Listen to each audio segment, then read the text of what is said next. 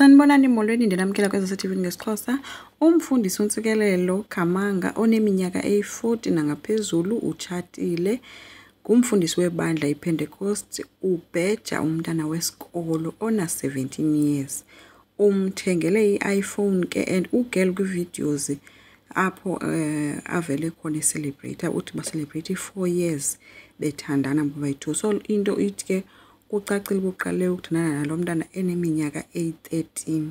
Unono ke lo kudala ebonwa evela ephethe izimali kwezi nkundla ze-social media, ebalisa noba wadibana nini ke no-sugar daddy wakhe, engatsho kodwa uba sugar daddy ethi yi-boyfriend. Ubhaqwe ke ngokuba unono emane efota eca kweemoto zakhe kwabonwa nge-number plate. Then ke wakhona mntu uthile wabe wocheck uba i-number plate le ibhilonga kubani, yafumanisa uba yekamfundisi. So kwabantu ke bebejonga nditsho nezandla ezi apha xa efota kugele eca kwakhe ziyavela izandla, naxa emfota kwezinye iimoto zakhe ziyavela iifoto ubuso bukamfundisi.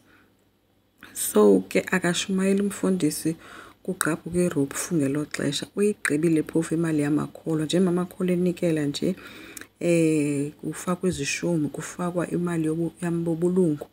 Umfundisi yena loo mali uyithatha ayoyigalela ngapha esithi phofu enkonzweni thina masigalele imali, yena ngapha uliblesa. Okubuhlungu ke ngoku simbuzo sinawo ukuba bangaphi na abantwana benze le nto lo mfundisi.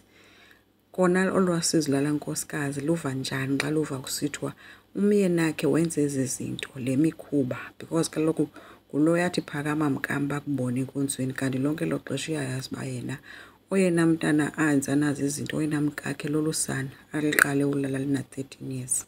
Azi basabafihla phi na abantwana bethu kwezi nkonzo, siza kwenza kanjani baphephe xa bephi?